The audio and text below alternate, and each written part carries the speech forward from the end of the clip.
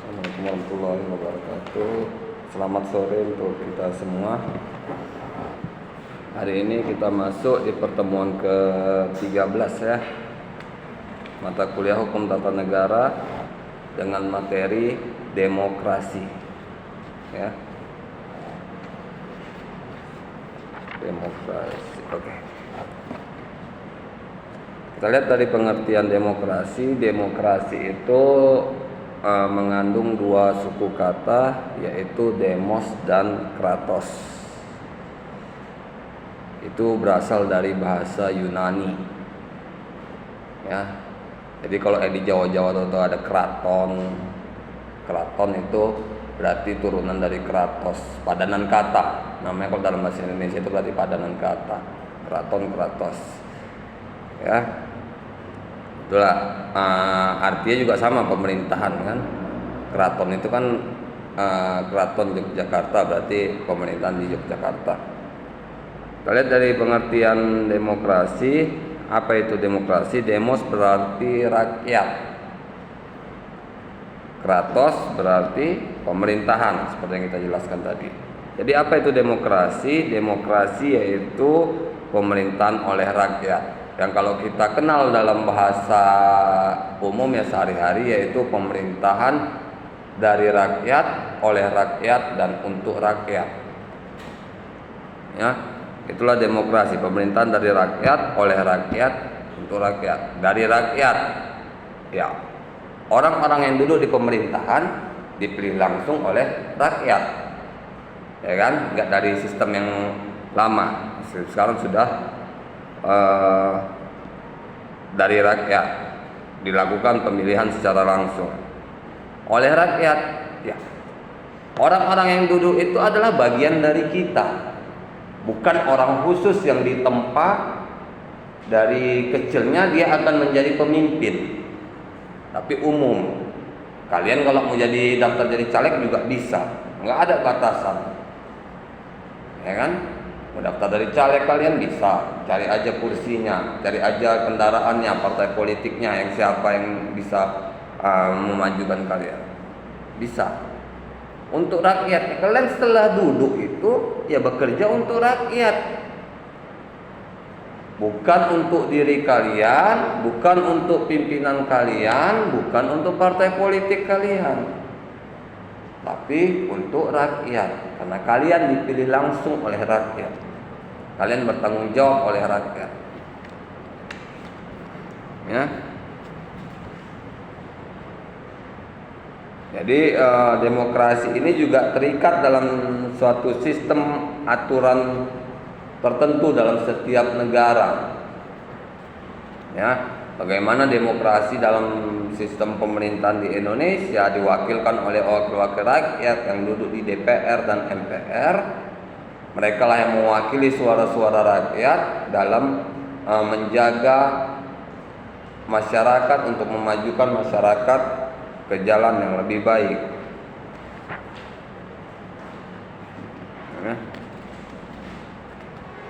Dalam demokrasi juga ada dikenal dengan demokrasi konstitusional. Apa itu? Ciri dari demokrasi konstitusional yaitu gagasan bahwa pemerintahan yang demokratis adalah pemerintahan yang terbatas kekuasaannya dan tidak dibenarkan bertindak sewenang-wenang. Ya, jadi dalam demokrasi ini dikenal dengan sistem konstitusi, ada pembatasan kekuasaan. Siapapun yang menduduki pemerintahan, kursi pemerintahan, ada batasannya, ada undang-undang yang mengaturnya, yang membatasinya. Bukan kalian misalnya menjadi gubernur suka-suka kalian mau melakukan apa, enggak, masih ada pengawas kalian di atasnya. Dan jadi wali kota misalnya bukan suka-suka aja, enggak, ada gubernur, ada pertanggungjawabannya. Ya. Setiap kalian memegang jabatan apapun di sistem pemerintahan itu ada LPJ, laporan pertanggungjawabannya. Ya. Pertanggungjawaban semesteran, triwulan, semesteran, tahunan, ada semua. Dana yang dikirim dari pusat dihabiskan kemana? itu harus ada laporannya semua. Bukan hanya di pemerintahan, kalian kerja nanti dimanapun yang ada kaitannya dengan uang, ya di perusahaan kalian duduk di bagian keuangan, maka ada LPJ-nya. Kalian harus bisa mempertanggungjawabkan, ya. Karena setiap perbuatan, tingkah laku kalian itu harus ada jawabannya. Pasti akan ada pertanyaannya, ya. Di akhir semester, di akhir triwulan, di akhir tahunan, itu ada pertanyaan nanti yang muncul. Ya. Lihat, ada Kapolri yang dipanggil oleh DPR untuk laporan pertanggungjawaban. Ada Jenderal TNI yang dipanggil oleh juga DPR untuk laporan pertanggungjawaban beserta ketua-ketua di bidang-bidang lainnya. Memang harus ada seperti itu. Itulah namanya demokrasi, karena kekuasaan kita dibatasi. Lain kalau sistemnya kerajaan.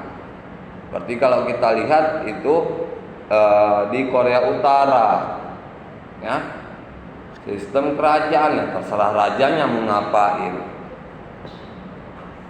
ya. Mau bikin peraturan apa terserah rajanya, terserah orangnya, personnya.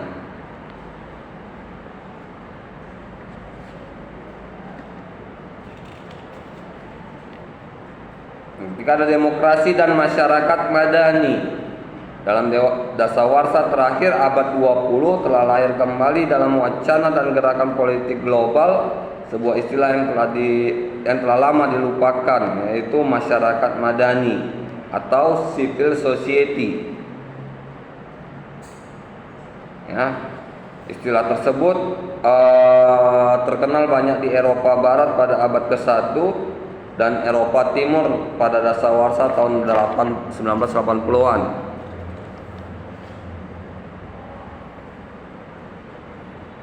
Apa itu? Yaitu negara yang mengutamakan atas kesejahteraan. Masyarakat madani itu negara yang atas kesejahteraan, lebih mementingkan kesejahteraan rakyatnya, masyarakatnya, bukan diri sendiri maupun kelompok.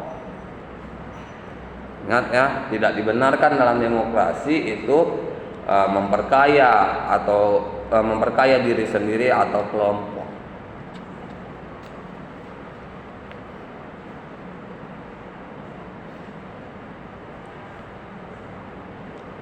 Dalam penataan politik dalam rezim Orde Baru dilakukan reformasi pada tingkat elit dengan membentuk korporasi negara di mana militer, teknokrat, birokrat menjadi sendi-sendi utamanya.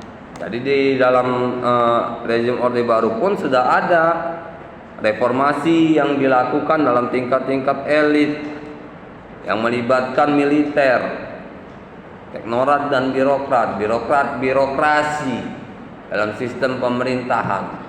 Berarti semua harus terlibat. Depolitisasi arus bawah melalui kebijakan masa mengambang dan di kalangan mahasiswa melalui kebijakan normalisasi kehidupan kampus. Ya, jadi semua dalam normalisasi sistem pemerintahan yang ada semua harus terlibat. Bukan hanya yang ada di birokrat, bukan hanya yang ada di pemerintahan, tapi ada yang di masyarakat dan di kalangan kampus.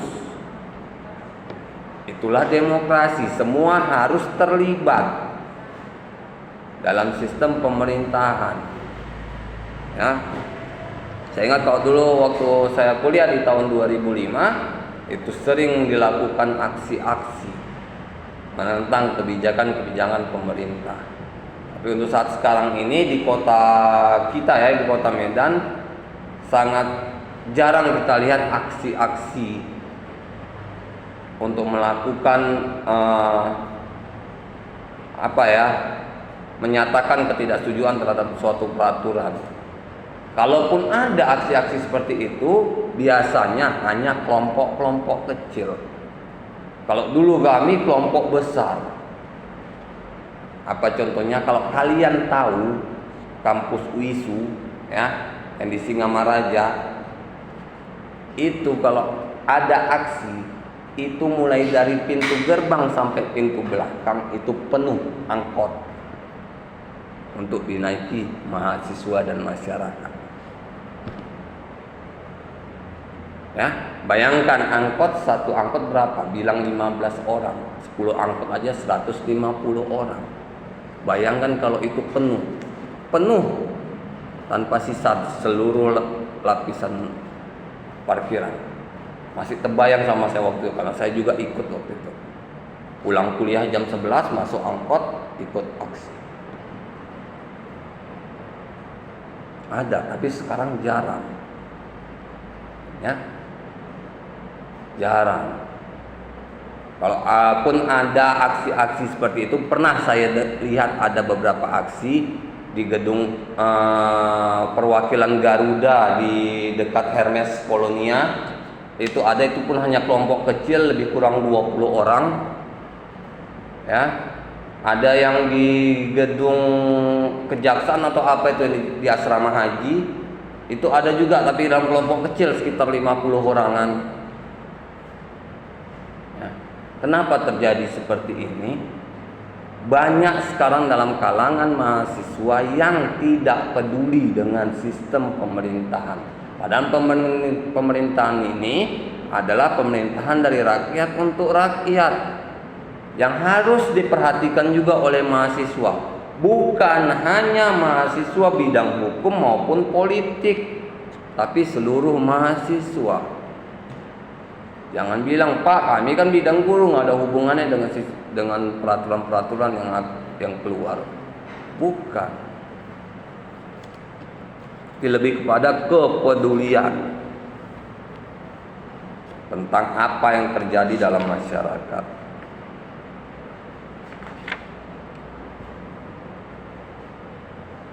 Dalam sistem ekonomi, adanya mobilisasi kekuatan kelas borjuis nasional sebagai motornya, walaupun masih dimonopoli kelompok non pribumi. Apa ini? Yaitu mereka yang kekuatan pribumi yang memiliki ekonomi yang kuat, ya. Sudah dimobilisasi, diutamakan untuk mereka yang muncul. Walaupun pada masa lalu masih dimonopoli oleh kekuatan non pribumi yang bukan pribumi. Ya. Timur asing atau yang lainnya.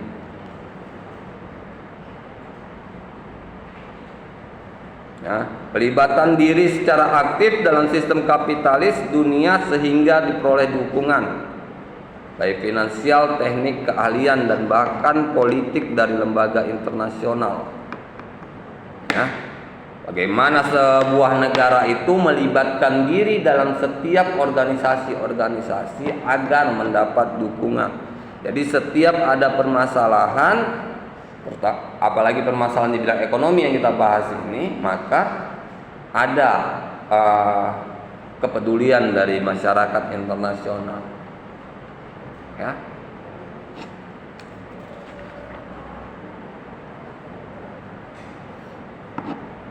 Jadi ada pilar demokrasi, yaitu pertama demokrasi pada demokrasi konstitusional pada abad 19 atau lebih dikenal yaitu negara hukum klasik. Terdapat 4 pilar di sini. Yang pertama, hak asasi manusia. Nah, bagaimana yang diterapkan pada abad 19 dan permulaan abad 20 ini atau tahun 1724 1804. Ada 4 pilar. Yang pertama, hak asasi manusia. Jadi dari dulunya hak asasi manusia ini sudah sangat didengungkan. Karena dari dulu sudah banyak pelanggaran hak asasi manusia. Ya, kalau kita lihat rentetan sejarah Bagaimana pemusnahan etnis yang banyak di negara-negara luar, ya. Bagaimana pemusnahan kaum Nazi di Jerman, ya. Memang betul-betul hilang, dihapus.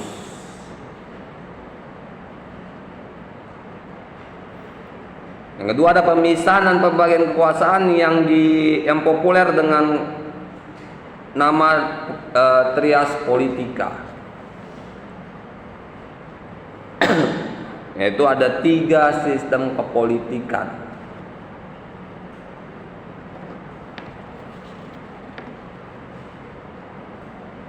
Nanti kita bahas trias politika di pertemuan selanjutnya. Pemerintahan berdasarkan undang-undang. Jadi setiap sendi pemerintahan baik dari pusat sampai desa itu ada aturannya dalam undang-undang. Gak ada bergerak tanpa undang-undang. Kecuali kalian tinggal di hutan yang tidak terdata oleh sistem pemerintahan Indonesia misalnya, ya, gak kena sensus. Kalian tinggal di hutan, gak kena sensus, ya gak masuk sistem pemerintahan. Kalian mau bikin keluarga di situ, komunitas di situ, ya tahu. Seperti kalau yang kita ketahui, kalau di negara kita itu ada suku anak dalam, ya, yang tinggalnya di hutan, yang sangat asing dengan dunia kita, ya, sangat asing dengan yang namanya pakaian, sangat asing dengan namanya gedung-gedung tinggi karena mereka tinggal di hutan. Itu juga dengan suku-suku Dayak yang memang orang-orang pedalaman yang tinggalnya di hutan. Ya, dengan saudara-saudara kita yang tinggal di Papua. Ya, banyak YouTube, masuk ke YouTube yang saudara kita di Papua. Yang kampungnya, yang desanya harus melewati sungai dan di belakang gunung. Bayangkan kalian tinggal di situ, ya, nggak ada tempat belanja. Kalau kalian mau belanja, mau apa, ya kalian harus melewati gunung dulu, nyeberangi sungai. Ada dan cek di YouTube. Ya. Kitalah bersyukurlah kita yang tinggal di kota. Apa-apa mudah. Ya. Mau beli segala sesuatu nggak mau ribet, ada Indomaret, ada Alfamart, di mana-mana bersera. Ya kan? Nggak perlu kalian cari di map. Nggak perlu kalian cari di map. Ya. Nggak ada sini jalan sedikit ke kiri atau ke kanan ada Indomaret. Kalau nggak Indomaret, Alfamart. Ya, nggak ada kalipun masukkan ke gang belakang, ada di dalam. Ada karena sekarang udah banyak, dimudahkan. Ya, sangat dimudahkan. Bahkan di tempat tinggal saya di radius misalnya kita bilanglah 10 km, itu ada 10 sampai 20 pusat perbelanjaan. Indomaret, Alfamart, Irian, segala macam.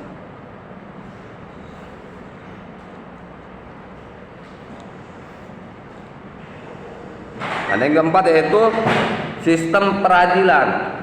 Dalam sistem demokrasi, sistem peradilan juga harus benar-benar berjalan efektif. Apa itu? Peradilan yang tidak diintervensi. Tidak ada satu kekuatan pun yang dapat mengatur jalannya pengadilan kecuali pengadilan itu sendiri. Bahkan seorang presiden pun tidak bisa mengatur pengadilan. Itu harusnya yang dibilang pengadilan sehat.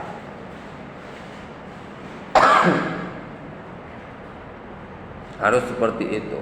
Makanya saya selalu tegaskan kepada mahasiswa saya yang di Fakultas Hukum, apa saya bilang, kalau kalian nanti jadi aparat penegak hukum, hakim, pengacara, panitera, jaksa, apapun namanya kalian masuk di hukum itu, maka jangan pernah kalian nodai pekerjaan kalian dengan kalian menerima imbalan yang bukan hak kalian. Itu juga kalian, ya, kalian sebagai guru, masuk guru PNS, lulus kalian guru PNS, jangan pernah kalian menerima bayaran yang bukan hak kalian. Karena kalau kalian sudah menerima bayaran yang bukan hak kalian, pasti ada tujuan yang diinginkan oleh si pemberi yang harus kalian penuhi, ya. Makanya sekarang ada yang terkenal istilah tidak ada makan siang yang gratis, ya. Kalian diajak seseorang makan siang sama, ya, saya bayari, gratis memang, tapi enggak 100% gratis. Pasti dia punya tujuan tertentu. Dia bisa minta tolong ke kalian untuk ngerjain sesuatu. Ingat, di masa sekarang ini jangan percaya dengan apa yang dibilang orang gratis. Saya tolong kamu, kecuali yang nolong kita memang betul-betul tidak kenal, diberinya kita, dia tidak nanya nama kita, nggak nanya rumah kita, nggak tanya nomor telepon kita, kasihnya kita udah dia pergi. Itu lain. Ya, kerja dimanapun kalian jangan pernah menerima yang seperti itu. Itulah jadi kalian yang jadinya bersih, ya. Kalau jujur bisa kaya Pak, bisa, asal kalian hemat. Hemat maksudnya apa? Jangan pernah ikuti gaya hidup yang memang bukan kelas kita, ya. Saya pernah itu nasihati juga mahasiswa saya di hukum. Kalau kalian masuk kejaksaan, diterima kejaksaan, jangan kalian ikuti taraf hidup jaksa-jaksa yang sudah jadi. Mereka naik mobil mewah, kita iri, bikin beli. Kenapa rupanya kalau kita hanya naik motor? Ada larangan rupanya masuk kantor kejaksaan kalau kita naik motor? Nggak ada. Sama kalau kalian jadi guru misalnya, jangan pula kalian udah jadi guru PNS, lihat kawan-kawan naik mobil, pada naik mobil semua, heboh mau beli mobil. Pada saat kita mau ke dinas, malu karena hanya punya kereta, jadinya nyewa mobil atau nyicil mobil. Kalau memang belum saatnya kita punya mobil, nggak usah dipaksakan, nggak usah kredit segala macam, ya. Atur dulu yang benar-benar. Itulah nanti yang menjadikan kita benar-benar menjadi orang-orang yang sukses, yang berguna. Kita bukan mengatur tujuan kita, tapi gimana jalan kita menuju ke depan.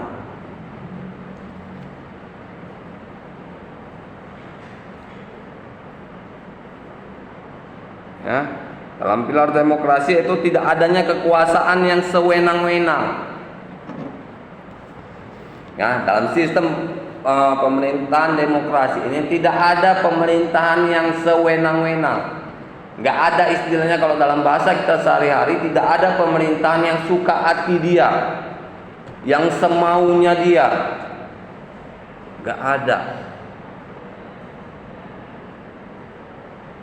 Lihat, saya tadi baru dengar di Deli Serdang, ya, ada dia mau udah diangkat sebagai kepala dinas di daerah Pakam atau apa gitu kan. Jadi karena belum pelantikan tapi udah diangkat dia udah menjabat, ternyata dia nerima uang,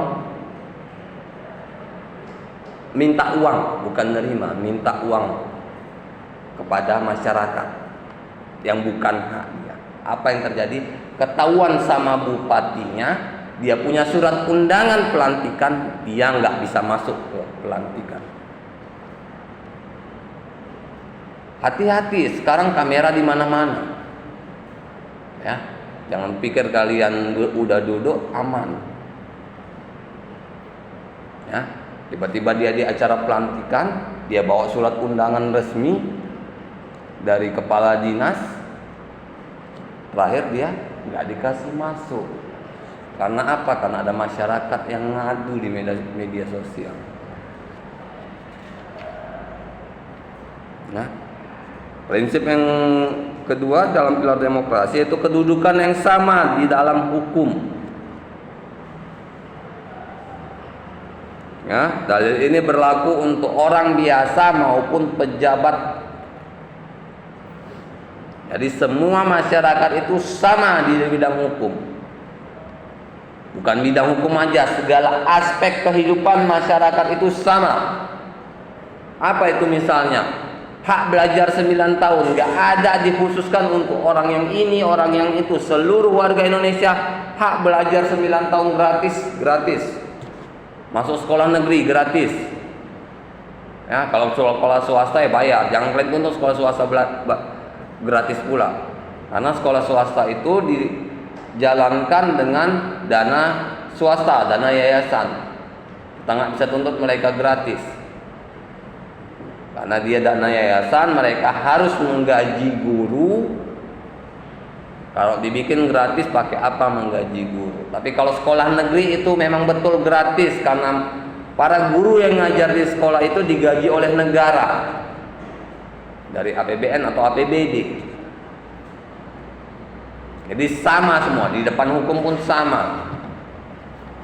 Nah, kalian kalau ada kendala mengajukan gugatan ke pengadilan, ajukan, sama semua. Mau bikin laporan misalnya, kan kehilangan sepeda motor, bikin laporan ke polsek, bikin laporan. Kita punya hak yang sama.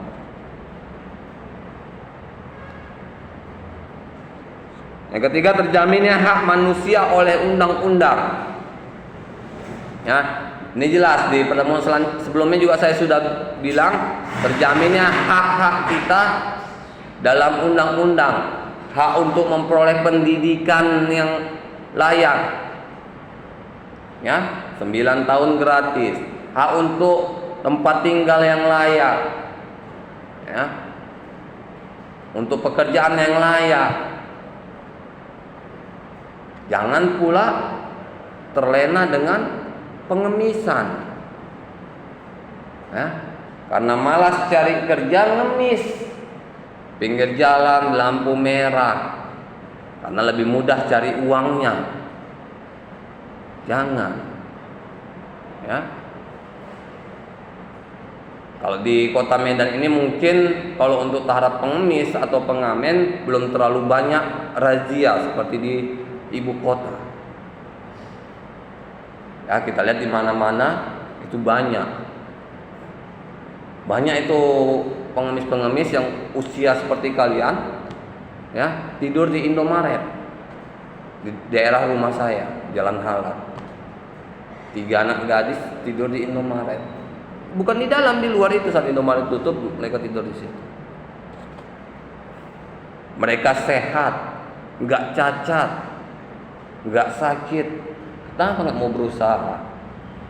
Susah cari kerja, pergi ke pajak, banyak kedai di situ. Ya, ada lebih 100 kedai saya rasa di pajak itu, pusat pasar. Nggak dapat satu, pindah ke satu, pindah ke satu, pindah ke satu. Masang dari 100 tuh nggak bisa dapat satu. Bukan nggak dapat, tapi kita itu malas untuk mencari. Sama kayak kalian, misalnya ditamat S1, dapat gelar SPD, kalian nggak berusaha mencari pekerjaan, ya udah kalian diam aja lah, nggak dapat pekerjaan. Nggak akan mungkin kalian tamat sarjana, tiba-tiba ada orang datang nawari pekerjaan. Ini bukan Cina, bukan Jepang. Kalian bukan tamatan ITB, kalian bukan tamatan UI. Ya, kenapa saya bilang tamatan ITB, tamatan UI, kita bikin karya ilmiah internasional, kita bisa dihubungi oleh perusahaan-perusahaan dalam dan luar negeri. tamatnya pun nggak bisa cepat. Seperti di UGM, kalian lihat acara wisuda UGM, ya ada di YouTube. Banyak yang wisuda di injury time. Tahu injury time?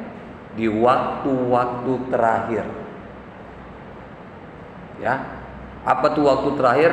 Kalau di program S1 7 tahun kalian nggak tamat, kalian ditendang. Kalian DO, judulnya DO, drop out. Ya, itu kalau di negeri. Enaknya di swasta tidak sampai itu. Biasanya 4 tahun, 5 tahun udah tamat. Ya, paling lama 5 tahun udah tamat. Kalau di negeri nggak ada cerita main-main. Ada tuh lucu-lucu, kalian bisa buka YouTube wisuda UGM lucu-lucu. Yang pesan dan kesannya yang tamat di injury time. Ya. Bahkan mereka yang tamat 7 tahun pun mudah mencari kerja. Karena apa? Karena tahu kualitasnya, sistem pendidikannya. Kalian yang sudah masuk sini, oke, nggak ada masalah, ya. Silakan masuk, lanjutkan di sini sampai tamat. Kalian mau memperbaiki S2 kalian, ambil yang di Jawa, yang universitas negeri kalau kalian berani. Jadi ngambil di sana itu bukan hanya sekedar biaya, tapi ini, ya. Kenapa saya bilang ada mahasiswa saya dulu di WISU, tamat S1 dia hukum, ambil S2 dia lulus di UI. Dia buat kuliahnya lebih rajin daripada saat dia kuliah S1 di WISU. Apa yang didapatnya? Nilainya rata-rata C, paling tinggi C+. Gak ada yang D. Ya, kenapa? Kan pasti ada sebab kenapa nilai seperti itu. Dilihat kawannya yang orang Jawa saat kuliah, apa yang dilakukan mereka? Ya, kuliah masuk jam berapapun, jam 7 mereka sudah sampai kampus. Ya, jam 7 sudah sampai kampus. Jadi kalau kuliah jam 10, dari jam 7 dia sampai jam 10 dia di mana? Perpustakaan. Kalau kebanyakan mahasiswa sekarang dia datang cepat kemana? Ke kantin. Ya. Selesai kuliah siangnya mereka kemana lagi? Perpus lagi. Makan sekedarnya, nggak banyak-banyak waktu untuk makan. Bisa 15-20 menit selesai makan, selesai mereka ke perpus lagi.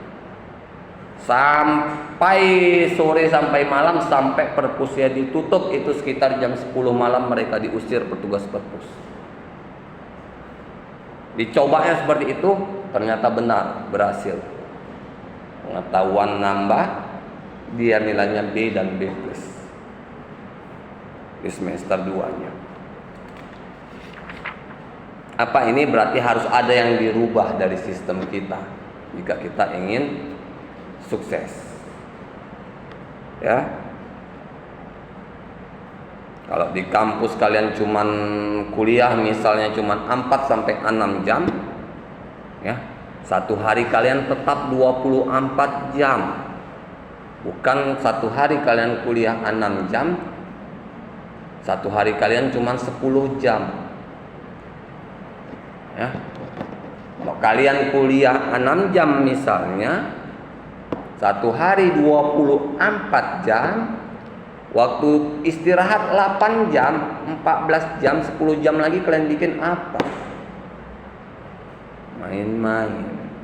Kalian bisa baca buku atau apa? Nggak ada buku, kalian baca dari internet, blog-blog orang, karya tulis orang, karya ilmiah orang. Nambah pengetahuan kalian. Lanjutnya ada demokrasi konstitusi abad 20. Ya. Dalam hal ini juga merumuskan pemerintahan yang demokratis. Yang pertama, perlindungan konstitusional. Konstitusi selain menjamin hak-hak individu harus menentukan pula prosedur untuk perlindungan hak-hak yang dijamin. Jadi konstitusi itu harus juga menjelaskan bagaimana prosedur dan pola untuk perlindungan hak-hak. Ya, banyak kita undang-undang tentang perlindungan hak. Perlindungan HAM ada, undang-undang tentang HAM ada, perlindungan anak ada, perlindungan saksi dan korban ada. Ya, apalagi yang tentang HAM, undang-undang pendidikan nasional ada. Ya, pendidikan hak asasi setiap orang, setiap anak. Yang kedua, ada badan kehakiman yang bebas dan tidak memihak. Ya, seperti yang saya bilang tadi bahwa badan peradilan itu harus bebas, tidak ada intervensi dari pihak manapun. Ya. Kalau udah pengadilan misalnya bisa diintervensi, maka kepercayaan orang akan kualitas putusan dari seorang hakim juga akan dipertanyakan.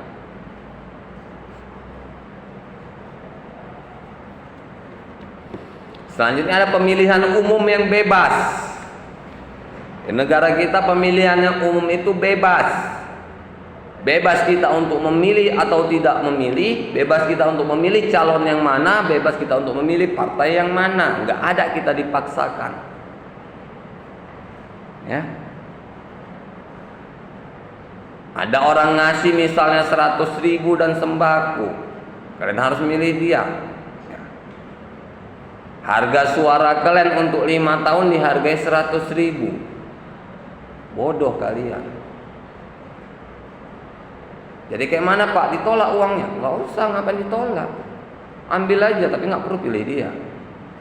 Pilih yang sesuai hati nurani kalian. Ya. Ingat, rezeki nggak boleh ditolak. Ya, orang memberi rezeki tidak boleh ditolak. Dikasih orang, ambil. Pilih ya Bapak ini, mudah-mudahan Pak, nanti pada saat pemilu mudah-mudahan nanti saya pilih. Mudah-mudahan berarti tidak pasti. Kita tidak menjamin untuk memilihnya. Ya. Saat memilih kalian itu bebas. Kalian tidak boleh menggunakan HP di bilik suara. Ya, kalian tidak boleh membawa kawan. Jadi kalian memilih apa, siapapun nggak ada yang tahu. Nggak perlu kalian tertekan gara-gara udah ngambil uang orang 100.000, kalian harus pilih. Ya, kita logikanya seperti itu. Saat pemilihan kita, siapa yang tahu? Bahkan petugas KPPS pun nggak tahu, nggak ada yang dekat kita, ya kan? Sebelum hari pemilihan kita udah nerima 5 amplop, 10 amplop, nggak apa-apa, terima aja. Orang ngasih, ya Pak nanti mudah-mudahan saya pilih, mudah-mudahan saya pilih. 10 amplop kan lumayan, 1 juta juga. Ngapain kalian tolak? Ya. Rezeki, saya rasa dalam agama apapun rezeki selama itu bukan tindak kejahatan, nggak berdosa untuk menerimanya. Ya kan, dalam agama apapun. Kecuali rezeki itu memang hasil kejahatan yang kalian tahu itu hasil kejahatan. Misalnya ada orang jual narkoba, dikasih kalian duit. Tahu kalian itu uang hasil narkoba, kalian terima, ya berarti kalian berdosa juga. Udah tahu kalian terima. Ya kan? Tapi ini kan orang ngasih, mau duduk, mau ngasih, ya kalau kita terima ya nggak ada masalah. Soalnya ada kebebasan untuk menyatakan pendapat. Ya kalau dulu Menyatakan pendapat dari dalam bentuk apapun itu bebas. Kalau sekarang yang harus hati-hati kalau dalam bentuk media elektronik karena ada undang-undang ITE. Ya. Kalian nulis di media sosial kalian, hati-hati. Ada undang-undang ITE. Ada orang yang nggak senang dilaporkan. Lihatlah yang di televisi ya kan, gara-gara postingan di media sosial dilaporkan polisi, ketahan. Gara-gara videonya di media sosial ketahan, dilaporkan polisi. Ya. Kalau kita misalnya mau mengkritik seseorang di media sosial kita atau apapun, silakan, jangan sebut nama, jangan sebut pekerjaannya, jangan sebut yang mencirikan dirinya. Ya. Misalnya ada si A, ya, dia kerjanya setiap hari, bisalah dilihat orang. Kok kerjaannya seperti itu? Misalnya menipu atau apa, ya kan? Kita nggak nyebutkan apa siapa orangnya, apa pekerjaannya. Pekerjaan yang bisa dilihat orang setiap hari. Bisa aja petugas kelurahan, ya kan? Atau apa petugas di sekolah. Setiap hari orang-orang tua siswa melihatnya. Jadi jangan kerucutkan kata-kata kita kalau kita ingin menyindir seseorang.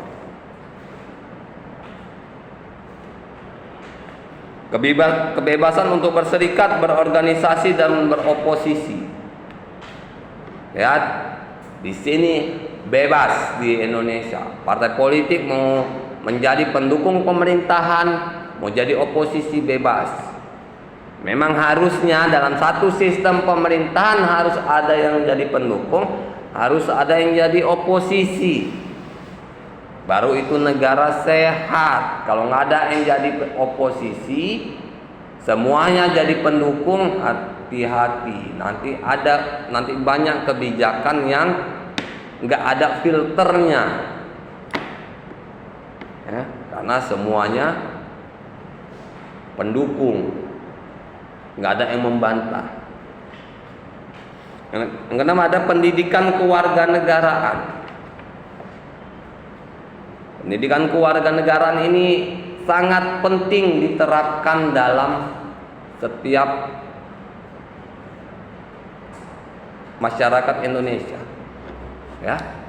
Mulai dari tingkat SD. Kalau dulu dari tingkat SD, SMP, SMA itu ada mata pelajaran PMP, baru PPKN, baru PKN.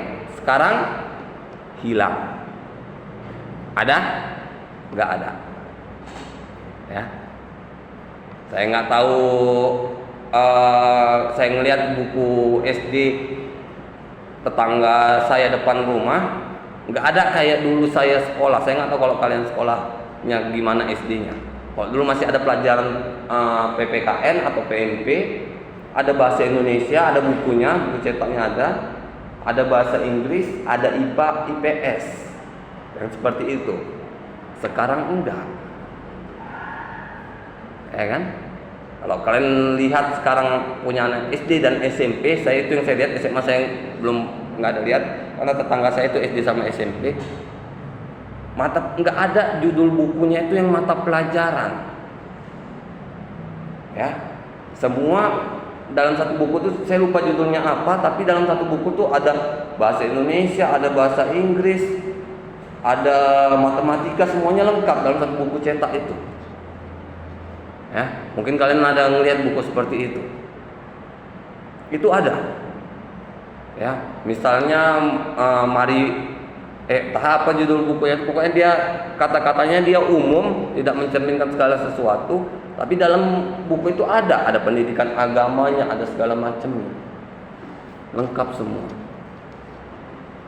Kalau dulu dipisah-pisah, pendidikan agama pisah, Bahkan kalau sekolah yang negeri yang ada siswanya yang Islam dan Kristen, itu pendidikan agama dipisah, ada kelas masing-masingnya. Sama kalau misalnya saya di Sutomo hari itu ngajar, dipisah ya. Saat pendidikan agama itu ada 3 kelas, karena di situ ada 3 agama, ada yang Islam, ada yang Kristen, ada yang Buddha. Karena sana banyak orang Cina. Disediakan semua pengajarnya. Saat nggak ada kampus itu, diminta dari gereja terdekat, diminta dari vihara atau kuil terdekat untuk mengajar. Yang notabene memang bergelar S2. Karena kalau di Kristen pun pendeta pun banyak yang sudah S2, yang sudah sekolah. Jadi bisa untuk mengajar. Ya. Kalau untuk mengajar di kampus itu memang mesti S2, nggak bisa S1.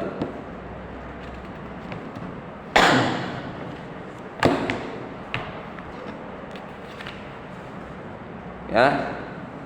Nilai-nilai demokrasi yang pertama, menyelesaikan perselisihan dengan damai dan melembaga.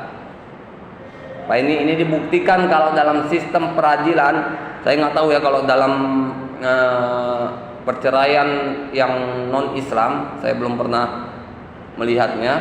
Tapi kalau dalam sistem di pengadilan agama yang untuk umat Islamnya itu, persidangan pertama ketemu penggugat dan tergugat atau pemohon dan termohon itu disuruh damai, didampingi oleh satu hakim mediasi, hakim mediator untuk diadakan mediasi, diambil titik tengahnya, diusahakan agar perkara ini tidak lanjut, selesai sampai mediasi saja. Ya.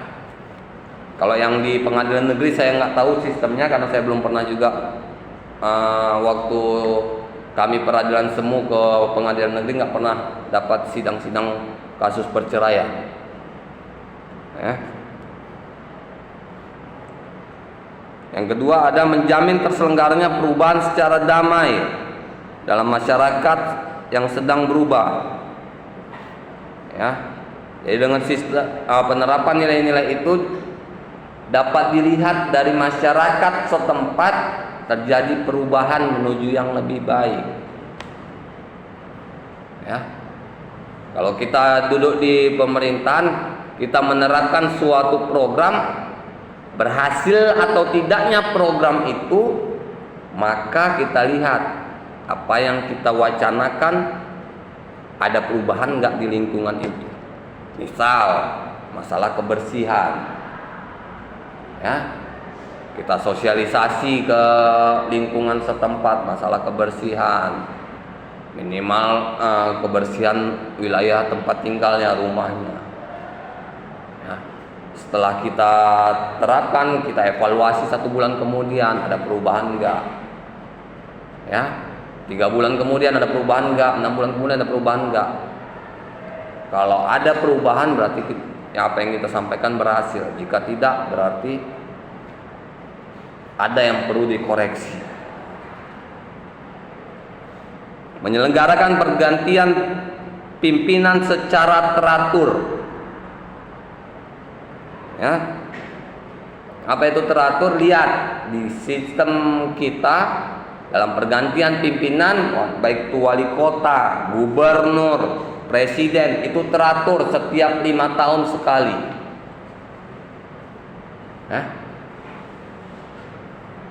Yang ditetapkan tanggalnya oleh KPU pusat. Kalau untuk yang wali kota, KPU kota, untuk provinsi, KPU provinsi. Ya, tahun depan ada pemilihan gubernur Sumatera Utara. Kalian yang KTP gubernur pastinya akan KTP Sumatera Utara pastinya akan memilih, kecuali kalian KTP-nya KTP luar Sumatera Utara. Ya, kalian pasti tidak dapat hak pilih. Kalau KTP kalian bukan Sumatera Utara, tapi kalau KTP kalian Sumatera Utara, saya bilang Sumatera Utara ya, bukan kota Medan. Sumatera Utara berarti termasuk juga Brastagi, Nias, Tapanuli semua. Ya.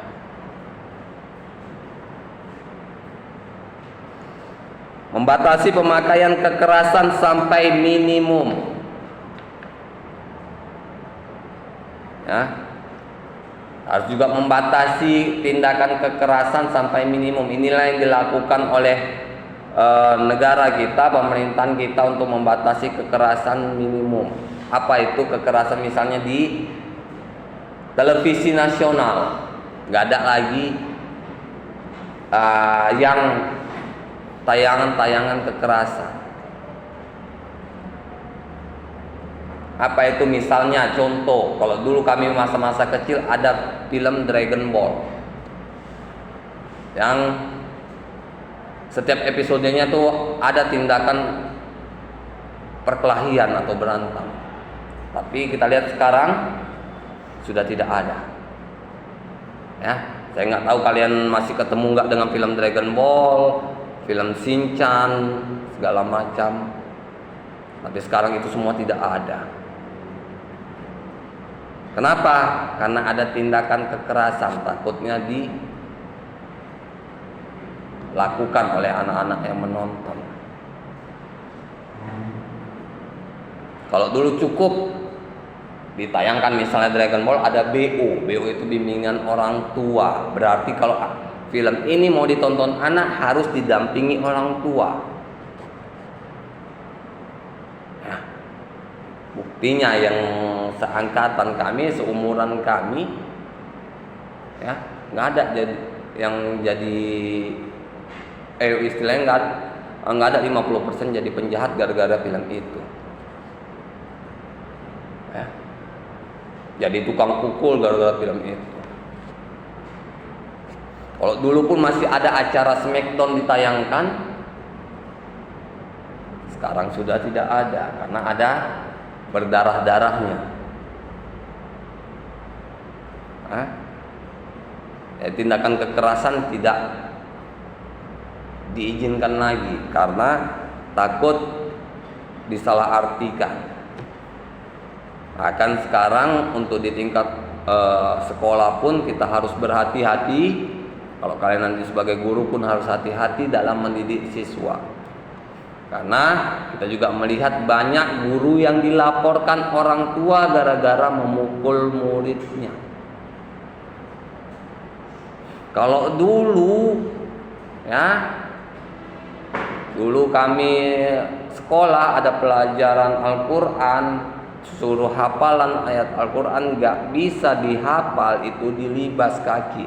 Pakai celana panjang dilipat kaki. Celana panjangnya diturunkan kos kakinya, dilibas pakai rotan. Biru kaki, biru. Pulang jalan pincang-pincang.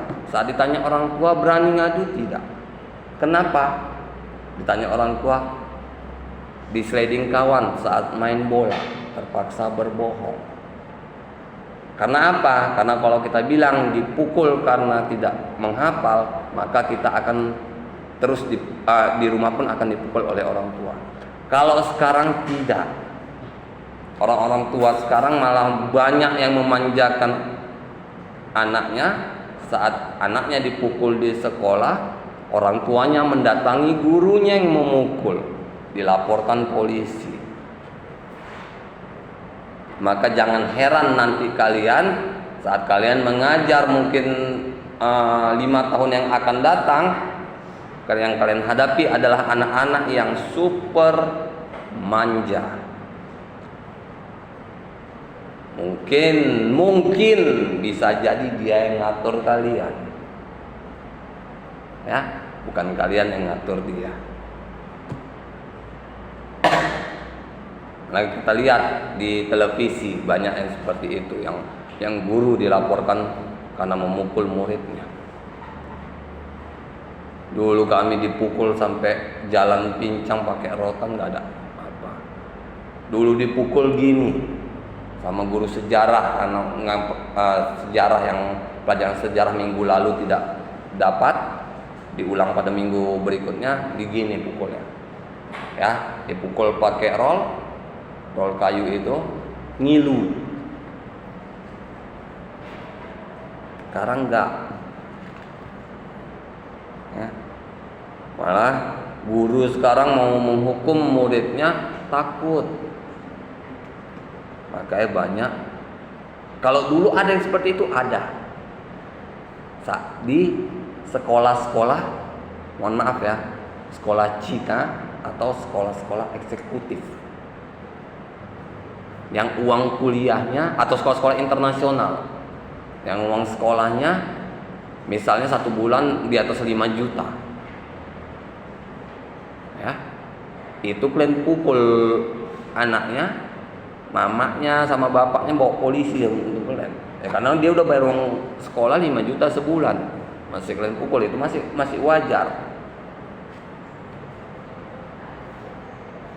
Ini udah masuk sekolah negeri ya, nggak bayar uang sekolahnya, gratis, anaknya dipukul, orang tuanya pun masih marah.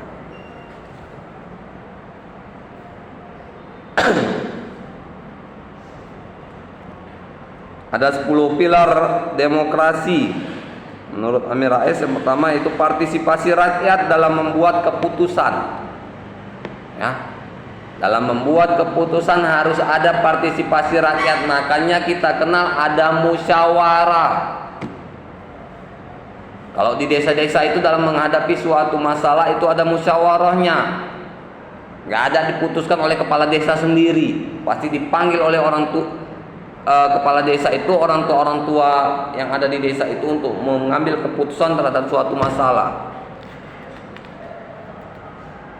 Persamaan kedudukan di depan hukum, ini sudah kita jelaskan tadi.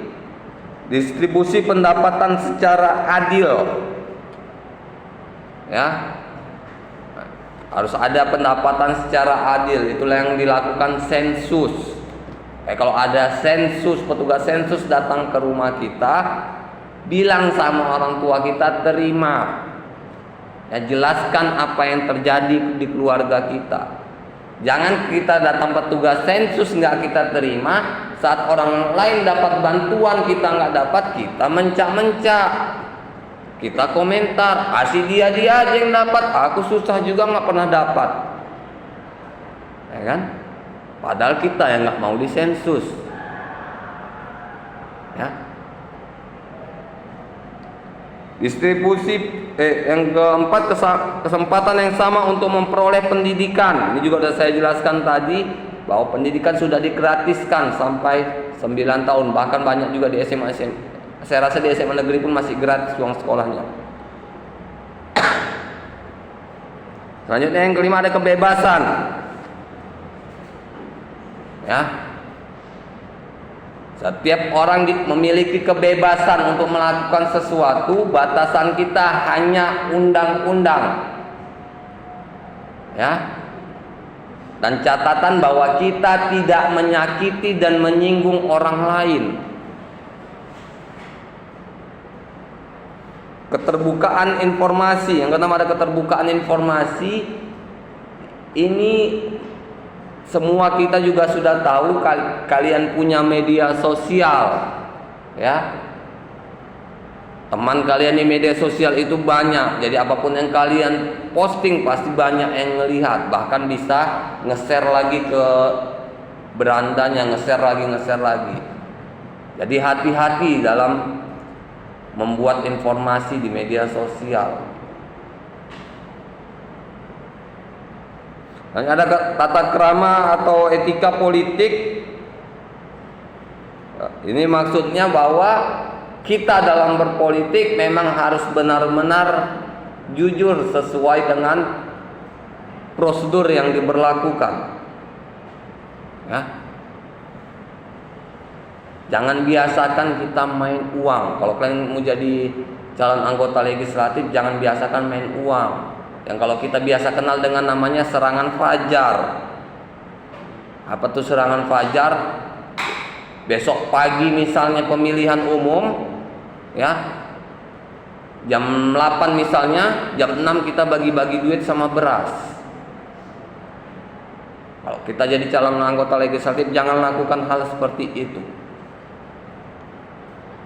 Ya. Selanjutnya ada kebebasan individu. Sudah diapakan? Ada semangat kerjasama. Jadi di sistem Indonesia ini harus ada semangat kerjasama. Masyarakat kita harus sistem kerjasama. Gak ada cerita kita bergerak sendiri-sendiri. Ya. Ada hak untuk protes. Ya, jadi kalau kita dalam satu forum, kita jangan hanya menjadi orang yang iya-iya saja. Ya, kalau diminta pendapat, kalau memang kita nggak setuju dengan pendapat seseorang yang akan diputuskan menjadi pendapat bersama, maka kita sampaikan. Jangan, oh orang lain udah setuju, kenapa saya harus nggak setuju? Takut. Ya, kalau kalian rasa ada yang harus dikoreksi, maka koreksi.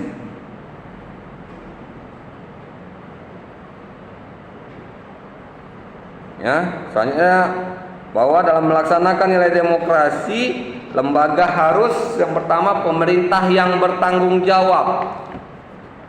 Ya, pemerintah dalam menjalankan sistem kerjanya, pemerintahannya harus bertanggung jawab. Tanggung jawab kepada siapa? Kepada masyarakat, kepada rakyat yang memilihnya. DPR yang mewakili golongan dan kepentingan dalam masyarakat dan dipilih dalam pemilihan umum yang bebas. Nah, jadi DPR merupakan perwakilan golongan dari kepentingan masyarakat. Jadi harus kita memilih. Kecuali kita memang bukan KTP sini. Ya. Bukan KTP Kota Medan atau bukan KTP Sumatera Utara. Nanti kalaupun nanti kalian pemilihan, maka kalian hanya bisa pemilihan presiden.